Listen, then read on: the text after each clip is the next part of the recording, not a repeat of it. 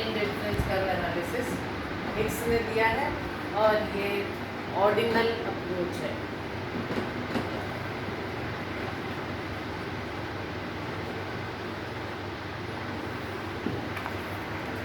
तटस्थावक्र तकनीक 19वीं शताब्दी में शुरू की थी। इसको अर्थशास्त्री एजवर्थ ने पहले शुरू किया था। पेरोटो ने इसको विकसित किया, जॉनसन ने भी इसमें अपना योगदान दिया, लेकिन अल्टीमेटली इस तकनीक में हिग्स ने अपना महत्वपूर्ण योगदान दिया। तो हम मोटा मोटा इसको हिग्स का तटस्थावक्र विश्लेषण ही ज़्यादातर जानते हैं। तटस्थावक्र विश्लेषण में इन्होंने ये बताया कि उपयोगिता को हम नापेंगे नहीं, क्रम देंगे। तो तटस्थता का अर्थ, तटस्थता वक्र क्या है या तटस्थता वक्र का क्या अर्थ है, हम ये देखेंगे।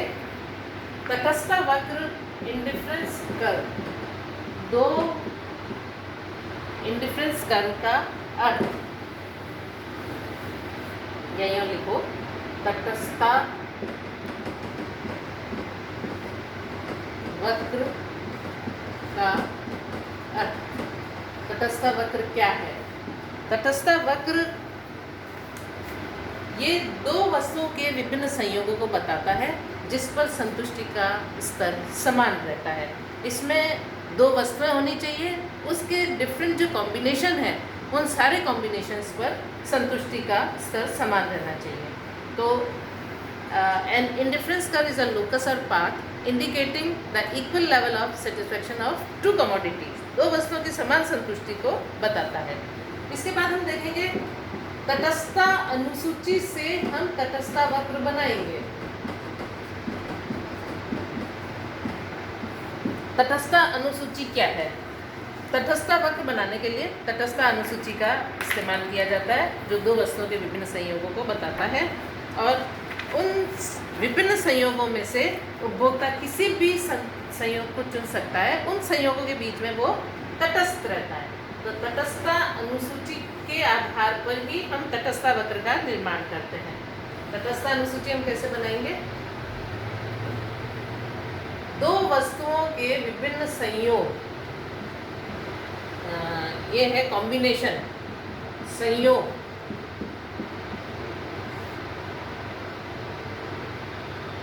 एक्स कमोडिटी, एक्स वस्तु, वाई वस्तु, और संतुष्टि का स्तर। तो मैंने आपको बताया तटस्थता वक्र क्या है। तटस्थता वक्र दो वस्तुओं x और y, दो वस्तुओं के विभिन्न संयोगों को बताता है। पहला संयोग, दूसरा संयोग, तीसरा संयोग, चौथा और पांचवा। दो वस्तुओं के विभिन्न संयोगों को बताता है, जैसे 1x plus 20y। 2x, x बढ़ाओगे तो आपको y कम करना पड़ेगा, 12y। फिर 3x प्लस 7y, फिर 4x प्लस 4y, और फिर है 5x प्लस 3y। मैंने आपको बताया तटस्थता वक्र क्या है। तटस्थता वक्र दो वस्तुओं x और y के विभिन्न संयोगों को बताता है। यानी पहला संयोग है 1x प्लस 20y, दूसरा संयोग है 2x प्लस 12y, तीसरा संयोग है 3x प्लस 7y, चौथा संयोग है 4x प्लस 4y, और पांचवा संयोग है 5x प्लस 3y। अब संतुष्टि, इन विभिन्न संयोगों पर संतुष्टि का स्तर समान रहना चाहिए। यानी उपभोक्ता को इन विभिन्न संयोगों पर z के बराबर संतुष्टि मिल रही है, यानी सब पर संतुष्टि का स्तर समान है। चाहे वो कॉम्बिनेशन 1 पे रहे, कॉम्बिनेशन 1 पर वो 1x और 20y का इस्तेमाल कर रहा है और z के बराबर संतुष्टि ले रहा है। अगर वो कॉम्बिनेशन 3 पर है तो वो 3x प्लस 7y का इस्तेमाल कर रहा है और z के बराबर संतुष्टि ले रहा है। आप ये देखोगे जैसे जैसे वो x की मात्रा बढ़ाता जा रहा है, x में वृद्धि एक एक इकाई के बराबर की है, तो उसको y का त्याग करना पड़ेगा, y की मात्रा में कमी करनी पड़ेगी, जब भी संतुष्टि का स्तर समान रहेगा। अगर x को भी बढ़ा दे और y को भी बढ़ा दे तो फिर तो संतुष्टि बढ़ जाएगी। तो जैसे जैसे x को बढ़ाता है उसको y की मात्रा को कम करना पड़ेगा, तब संतुष्टि का स्तर समान रहेगा। तो हम तटस्थ वक्र का अर्थ क्या बताएंगे? तटस्थ वक्र दो वस्तुओं x और वाई, दो वस्तुओं के विभिन्न संयोगों को, 1 2 3 4 5 संयोगों को बताता है जिस पर उपभोक्ता का संतुष्टि का स्तर समान रहता है। अब हमारे को अगर ये दिया हुआ है तो हम इसके आधार पर डायग्राम ड्रॉ कर सकते हैं, लेकिन हम इसमें क्या कहेंगे कि उपभोक्ता चाहे कॉम्बिनेशन 1 पर रहे चाहे कॉम्बिनेशन 5 पर रहे, उसको सब पर संतुष्टि समान मिल रही है, इसलिए ये इन सब संयोगों के बीच में तटस्थ है। तटस्थ का मतलब वो किसी भी संयोग को इस्तेमाल कर सकता है, पहले को कर सकता है या पांचवें को कर सकता है, संतुष्टि उसको बराबर मिलेगी। तो इसके आधार पर हम डायग्राम ड्रॉ करेंगे। आप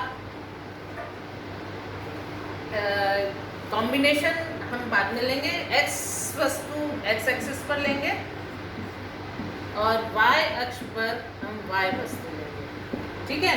y वस्तु में हमारी है 20 तक,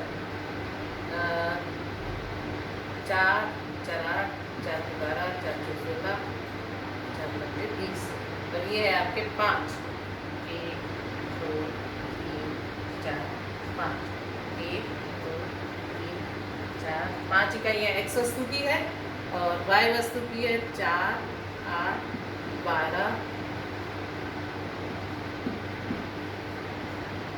16 और 20। पहला कॉम्बिनेशन क्या कह रहा है, 1x और 20y, तो ये 1x हो गया और ये 20y हो गया, ठीक है। डायग्राम ड्रॉ करना आना चाहिए आप लोगों को। दूसरा कॉम्बिनेशन है, ये पहला कॉम्बिनेशन है आपका, दूसरा कॉम्बिनेशन है 2x और 12y, तो इधर आपका 2x हो गया और ये आपका 12y हो गया, ठीक है। तो ये आपका कॉम्बिनेशन सेकंड हो गया। फिर तीसरा आपका कॉम्बिनेशन है 3x और 7y, तो आपका 3x हो गया यहाँ, सॉरी ये y है, 3x और 7y, ये 6 और ये 7, ये 3x और 7। फिर आपका है 4x और 4y, ये आपका 4x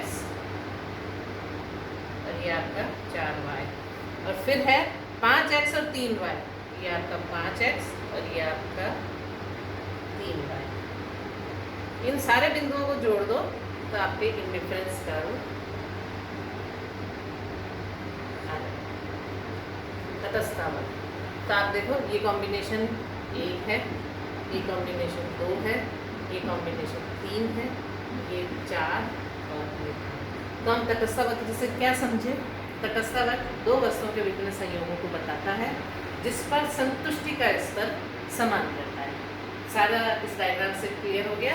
दो वस्तुएं x और y, उसके विभिन्न संयोग 1 2 3 4 5 संयोगों को बताता है जिस पर संतुष्टि का स्तर समान रहता है। उपभोक्ता चाहे इस कॉम्बिनेशन पे रहे चाहे इस कॉम्बिनेशन पे रहे, उसको z के बराबर संतुष्टि मिलती है। तो इंडिफरेंस कर्व हम कैसे बनाते हैं, तटस्थ अनुसूची हमारे पास होती है, उस तटस्थ अनुसूची के आधार पर हम तटस्थ वक्र का निर्माण करते हैं।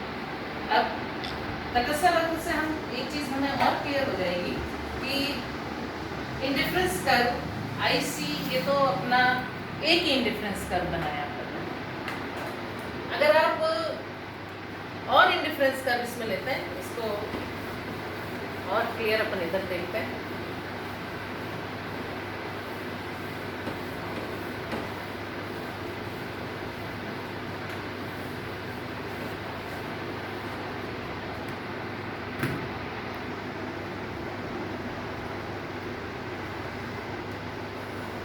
अब हम कह रहे हैं कि एक तटस्थ वक्र पर संतुष्टि का स्तर समान रहता है, जैसे ये इंडिफरेंस कर्व 1 है, ये इंडिफरेंस कर्व 2 है। तो और हम देखेंगे कि कैसे एक इंडिफरेंस कर्व पर संतुष्टि का स्तर समान रहता है। मान लीजिए ये बिंदु है, अगर हम इस पर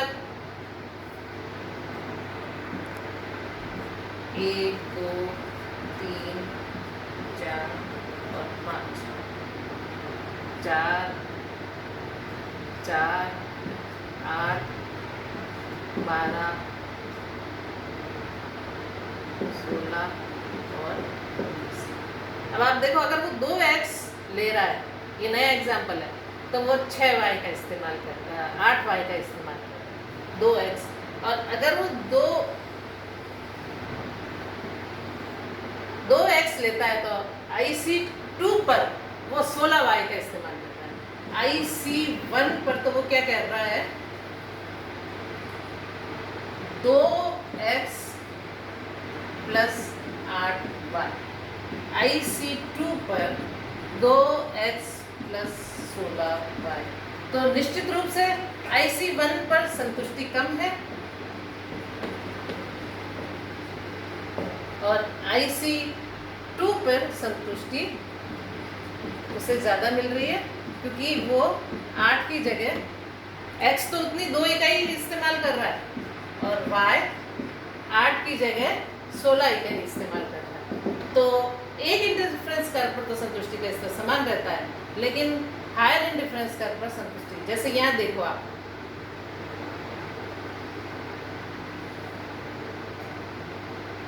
इधर हम देखेंगे तो ये तो x वस्तु के संदर्भ में,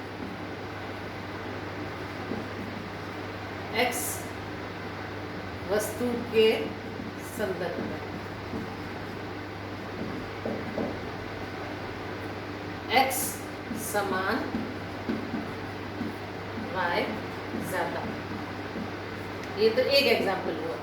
दूसरा एग्जाम्पल है कि अगर वो y उतनी रखता है,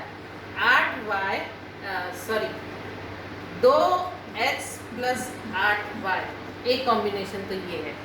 और अगर वो, और ये कॉम्बिनेशन है IC1 पर, IC2 पर दूसरा कॉम्बिनेशन क्या हो गया, 4x प्लस 8y। इधर y बराबर है, इधर x बराबर है, लेकिन y बढ़ गया है, इधर x बढ़ गया है, y वही है, सेम है। तो हम ये कहेंगे कि एक इंडिफरेंस कर्व के विभिन्न बिंदुओं पर तो संतुष्टि का स्तर समान रहता है, लेकिन ऊंची इंडिफरेंस कर्व पर हम चले जाएं तो संतुष्टि का स्तर बढ़ जाता है, ऊंची संतुष्टि का अधिक संतुष्टि मिलती है, क्योंकि x या y दोनों में से किसी एक वस्तु की मात्रा बढ़ जाती है। तो हम तुलना करेंगे A और B बिंदु की और C बिंदु से हम तुलना करेंगे। तो हम देखेंगे कि अगर उपभोक्ता 2 इकाई x इस्तेमाल कर रहा है तो उसको y 8 इस्तेमाल करना पड़ रहा है, लेकिन अगर एक ही जगह वो B बिंदु पर चला जाए तो वो 16y इस्तेमाल कर रहा है। तो निश्चित रूप से हायर इंडिफरेंस कर्व ऊंची संतुष्टि के स्तर को बताता है। ठीक है, कल हम देखेंगे सीमांत प्रतिस्थापन दर या marginal rate of substitution. Okay.